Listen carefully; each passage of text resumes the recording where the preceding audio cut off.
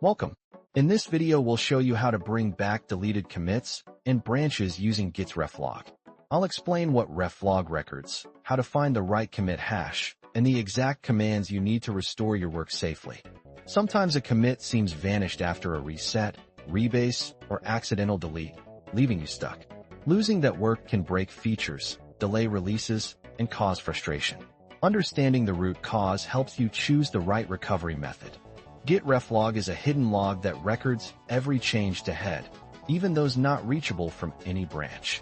Running Git Reflog lists recent actions with commit hashes and messages, giving you a timeline to locate the missing commit. Let's recover a lost commit. First, run Git Reflog and locate the hash of the commit you need.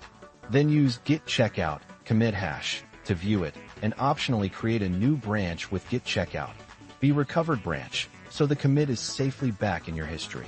To prevent future loss, always create a backup branch before risky operations and use git log alongside Reflog for verification.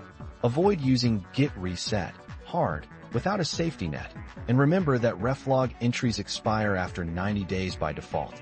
We covered how Reflog tracks changes, how to locate a missing commit, and the exact commands to restore it and create a safe branch. If this helped you, hit like, subscribe for more Git tutorials, and share your recovery stories in the comments.